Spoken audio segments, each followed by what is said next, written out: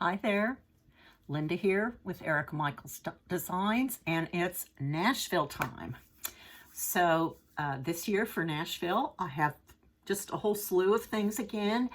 You've been seeing sneak peeks over the last couple of weeks, and just this past week, all the details went to your retailers. So they've probably already been posting some of those. It's going to have photos, they've got pricing, they've got supplies, all that good stuff for you. So what I'm going to do is just do a show and tell of all that I'm releasing in Nashville. We're just, a couple weeks away now. Can't wait. It's just always fun to see people.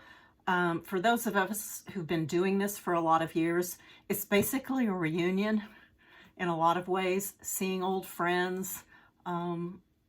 It's just really a great time. A lot of work, but a great time. So without further ado, let's get started. First up is a trio of berries. If you have been a member of or familiar with the All About Berries Club with Dying to Stitch, I've been doing those now for a few years. And this is the release of one of those from a couple of years ago. And this is simply called the Berry Patch, because it's a trio of berries about berries, right? So we'll do these one at a time. They're all stitched on something called Vanilla Bean from R&R Reproductions, but it's basically a pretty creamy off-white color. So lots and lots of options for you here. Don't get locked in to a specific fabric if you find something else that you really love. The first one is raspberries, and each one has the word for that berry in French. If you're not into something in the French language, each chart does come with an alternate for the English spelling. But there's just lots of berries. They're not quite monochromatic. They're actually two-toned so that you get some subtle texture and contrast. And it would be kind of hard to see. Maybe you can see it in the reds there. And I've also used Smyrna crosses in a lot of these to even add more texture. That's optional and very much a personal preference. But you'll see that as a theme through a couple of these. The top treatments on these are basically the same in each one. There's a creamy wool base cap, and I did that it blends with the linen because I didn't want that to be what you saw first in the top treatment. So it's pretty wool leaves and a pretty ribbon. And then each one also, I picked a piece of wool and I made what I call jelly roll pins for each one. These also have some pretty custom pins that were made for the club, but there are lots and lots of options out there for lovely embellishments these days. And I know some of you make your own beautiful pins. So here's a great opportunity for that. So this is the raspberry. I will not try to pronounce the French here because it will not be close to even remotely being correct. Next up are the blueberries. So this one again is two-tone blue. Lots of berries and vines and leaves. And again, the top treatment, the base cap just blends with the linen and the wool leaves, the coordinating ribbon, and a little wool pin. Let's see if you can see that. There you go. Sweet little things. The third berry in the trio is blackberries or mulberries, what some people might want to think of them as well. And this is two-tone of those really deep, dark eggplant purple colors. More vines and berries.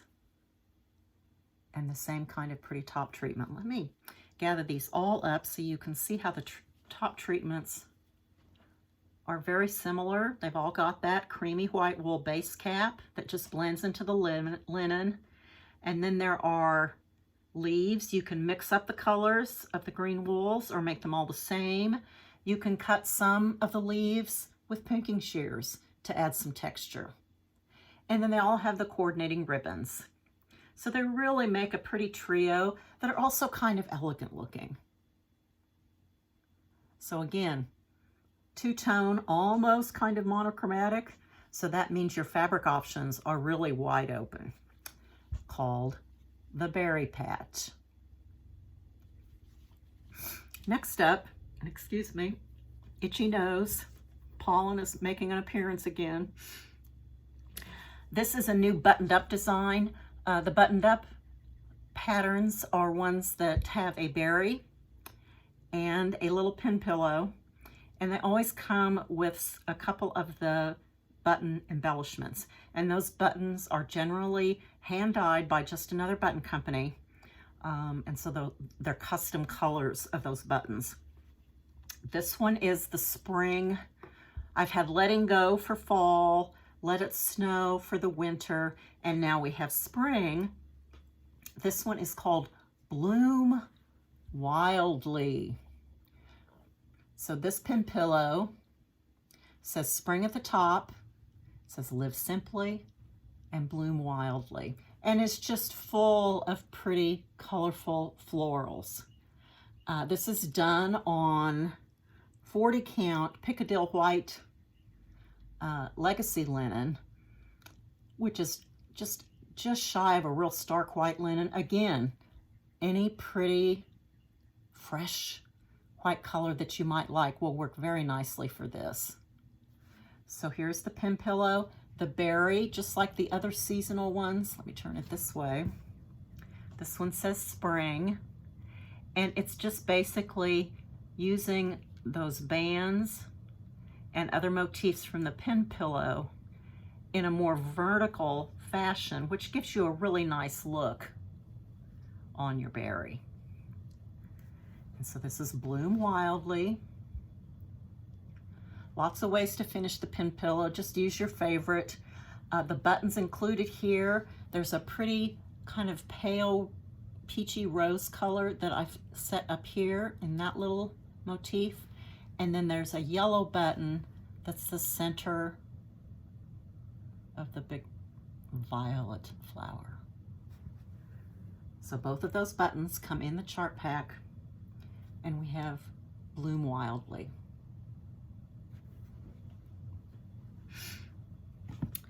Okay, next up is a class piece that I did a couple of years ago. It would have been probably late spring, early summer of 2022. And there are 3 pieces to this. It's called A Cheerful Heart. And the inspiration for this little sampler, which says, "What and how great the virtue of the art, to live a little with a cheerful heart." Sadie to Lizzie in 1882. Inspiration for this. I own a little autograph book that was presented to my great-grandmother in 1882 when she was perhaps 12 or so years old. Not quite remembering if I'm getting the math right on it or not, but anyway, younger girl, and she went by Lizzie. Her younger sister was named Sadie. There are lots of just charming entries in this little autograph book, and one of them is from her sister Sadie, and this is what it says. So that's where the verse comes from. The motifs come from one of those antique pattern books that are kind of accordion or fold out. I have a few in my personal collection. I adore them. I think they are the coolest things. And these motifs come straight from one of those old books. So this is the main sampler. I've just finished it by backing it with fabric. For the class piece, it fit into a wood tray that's no longer available, but it still makes a charming little sampler. Whether you would finish it like this or actually frame it, maybe a box top of some sort. Lots of options for you. But also with the class, I incorporated some of these same motifs into a needle book. So this says A Cheerful Heart on the front, has some numerals, and it has, if you look, remember we've got motifs. There's some additional motifs from those old accordion books, and it wraps around. This needle book is actually, I can't unfold it all the way because it's folded into thirds and it's sewn together here on the inside at the top and the bottom to create a pocket on the inside. You could stitch this and do something else with it, maybe a roll, something like that. What we did in class is we had some hand-dyed lace that was just inserted in here as just kind of an extra. If you've got a cool little strip of something that you treasure that's in that stash that you want to do something with it, this would be a great option. It's got some old buttons, but the chart for this needle book is also printed so that there is an alphabet, an uppercase alphabet all the way around on here, so that you can just stitch it like that with a sampler. So the uppercase is charted here, and then the lowercase and the numerals are down here. And that alphabet is what was used for the name down here. So if you choose to personalize this sampler a little differently, you've got the alphabet to do that. So that's the needle book. Again, a few different options for finishing. There's a place right here for a monogram, and that alphabet is also included in the chart pack. Very sweet little needle book. And of course, when I do a class, I always do a berry. And so the berry for this one looks like this. Remember, we're pulling it from the motif on the little sampler, that pretty flower, all the way around. This particular class was taught in conjunction with Michelle Ink. And if you're familiar with Michelle, she's the one that does the beautiful silver clay metal pieces, and they're just stunning. And so in this class, everybody got to make some pieces. And so this particular berry, we can get it, has a silver cap on top. You might want to add that. She has berry caps available, but you could also finish it with just wools, you know, laces, trims, buttons, whatever you might want to do to personalize it for yourself. Either way, there's no right or wrong on these. So A Cheerful Heart has 3 pieces. There's the berry and the needle book and the little sampler. All 3 pieces. Alphabets, at least very basic finishing instructions. They go into, for most people, I think they will certainly get you started. Very fun. Again, inspired by that antique autograph book that belonged to my great-grandmother. A Cheerful Heart. Okay. Next up is a reproduction. I acquired this sampler a couple of years ago, and it kind of, anybody who collects samplers and does reproductions probably completely understands this. When you get a new one in, the sampler that you thought you were going to reproduce next kind of gets bumped down the list because you've got this one that you really want to do. That was the case with this one. This was by Emma Badman Wadford when she was 8 years old in 1854. And I'm going to show you the antique and hopefully avoid too much glare from the lighting. The verse is something that we find very commonly on samplers. Jesus, permit thy gracious name to stand as the first effort of an infant hand. And while her fingers o'er the sampler move, engage her tender mind to seek thy love. With thy dear children may she bear a part, and write thyself thy name upon her heart.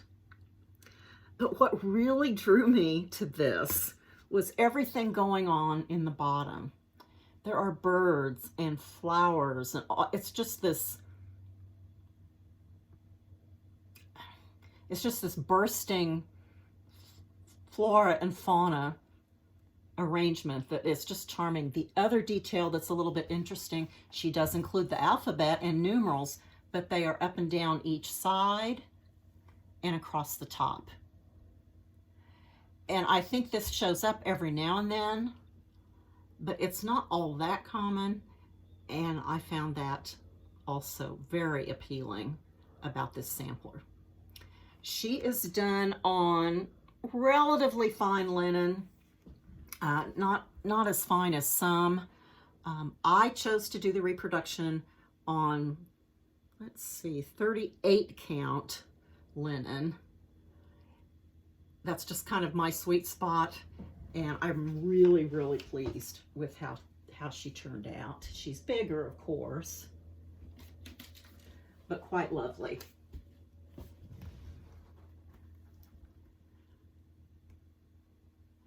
And so the colors here are based on the colors that I found on the reverse side of the sampler. It had faded some, and particularly the reds in this central floral motif, and some of the others that just had lost their loveliness a little bit.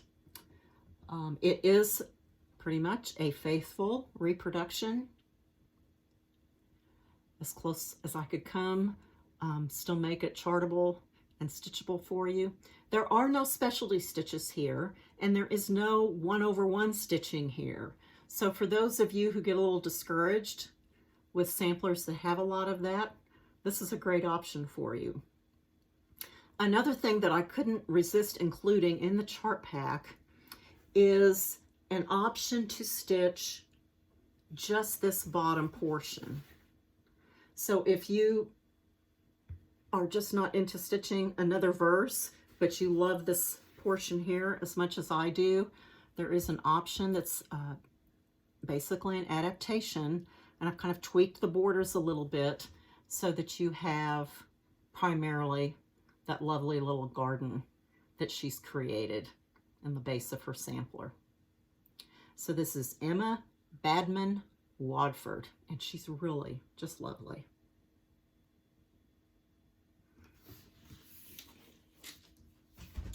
All right, next up I have actually another piece based on an antique. I just had this Nashville, there's lots of inspiration that comes from those things.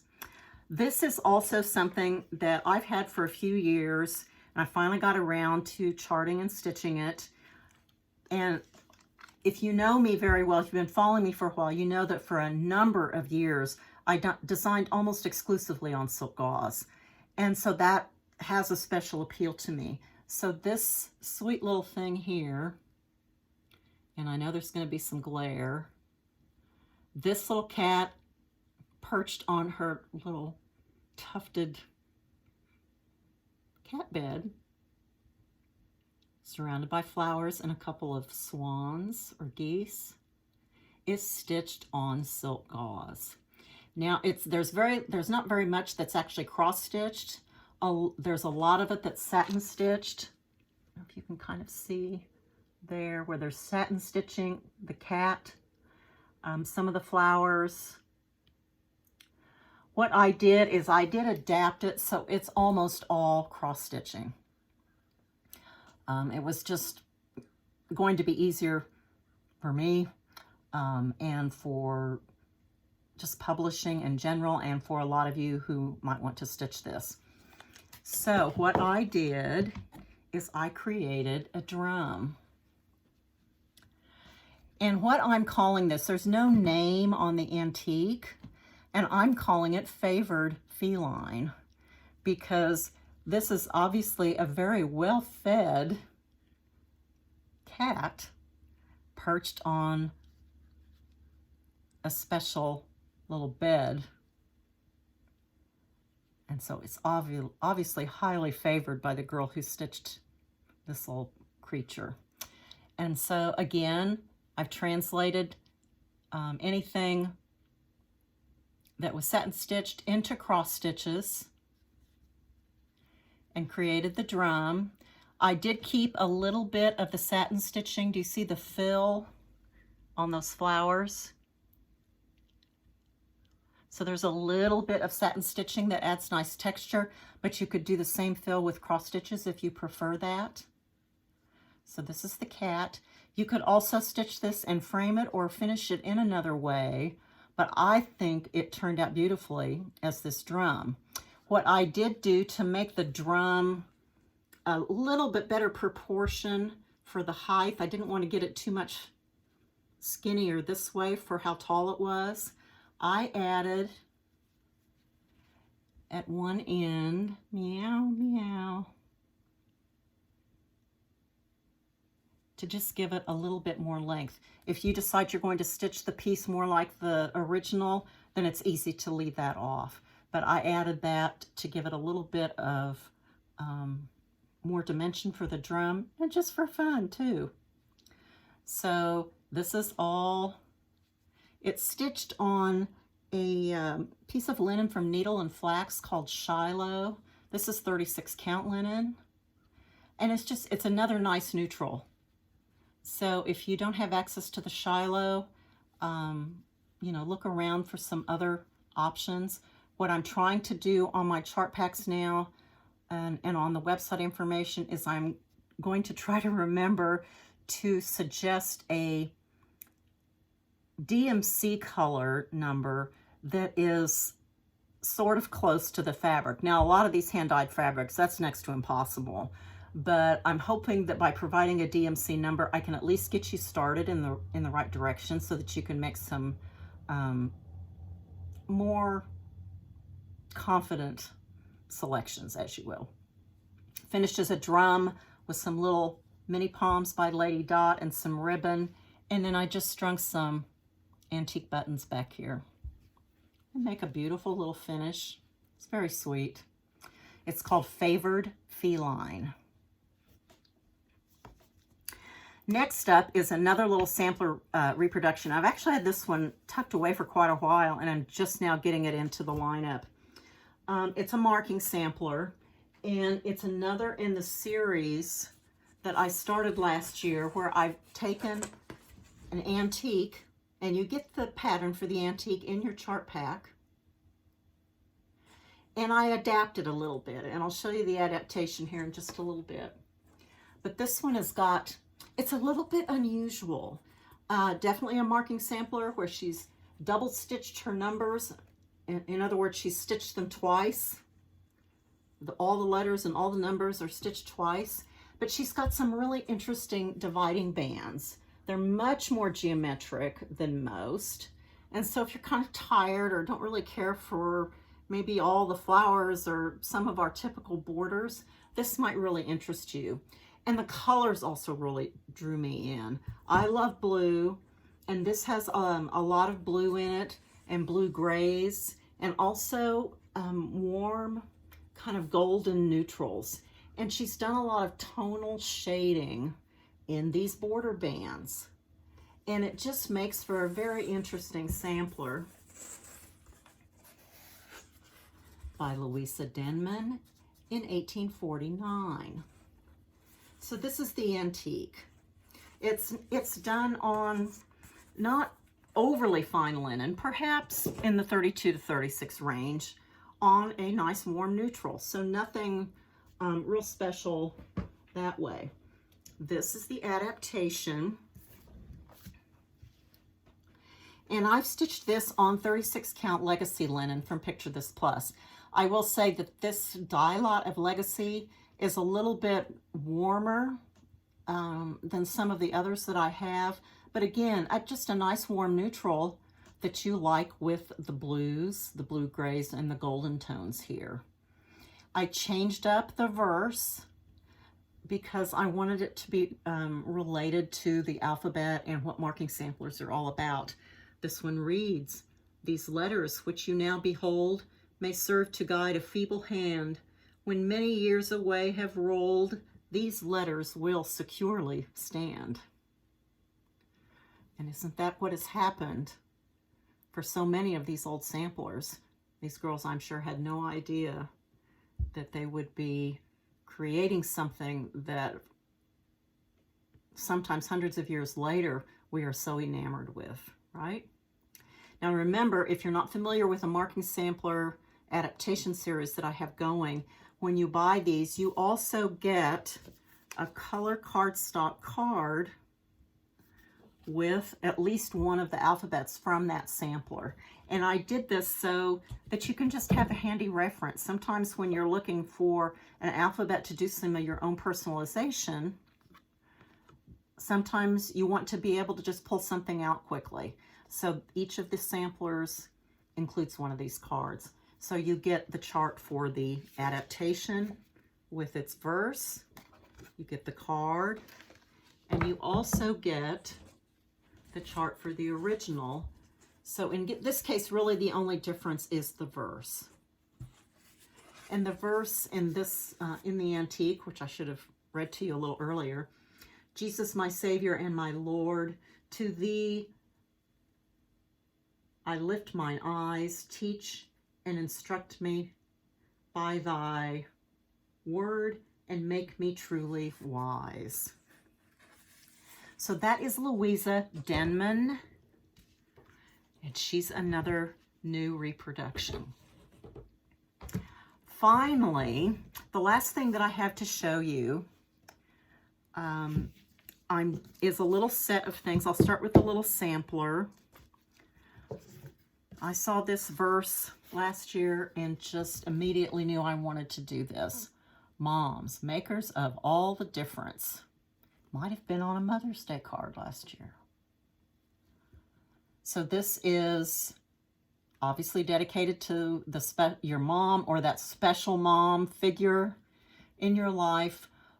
This is stitched in 3 shades of red in this case. You could pick a favorite color, but there's a dark, medium, and light shade of the colors to give you what you like. This one is stitched on 37 count Russian tea cake legacy linen. Again, just a lovely, pretty, creamy neutral. Lots and lots of options, remember? So here's the main little sampler, just a sweet little small piece. There is a berry that says mother and repeats some of the borders and motifs from the small sampler. Now, in this chart pack, I've also charted for you mommy, mama, mama, a couple of different options to get you started should you want to do something other than mother.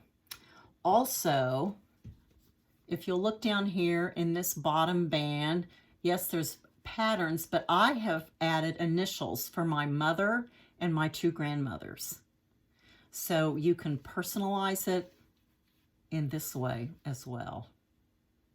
So this is the little sampler. I don't want to get it upside down. Am I holding it? And the berry. This top treatment on the berry, I've had this wonderful old vintage button for a long time. And so this seemed like a great way to use it. There's just 2 shades of the dark red wools, and they're cut and layered. And then that button attached to the top, and then there's some ribbon tied on there to go around. So pretty simple finish that I think looks wonderful. Now, just for fun, there's a 3rd little chart in here that I think will make everybody giggle. Here we go. Sometimes when I open my mouth, my mother comes out. How many of us have at least thought those thoughts? So this was just a fun little piece to add in there to make you chuckle. And you'll see that it is basically coordinating and pulling motifs from the larger mini sampler. So this is just simply called Moms. And yes, there is a dad's version coming later this year. What you might think about, maybe you have some maybe an old handkerchief, buttons, or any little memento of your mother or grandmother that could be added to one of these pieces, including the berry. You know, think about that. So that's all I have for Nashville this time. And I hope that you all have a wonderful time shopping. Support those shop owners. They are what makes all of this connect between designers like myself and you all. So it will be great to see them coming up in Nashville very soon. And I hope you all love everything and enjoy your market parties and everything that goes along with that. Thank you so much and have a wonderful day. Bye now.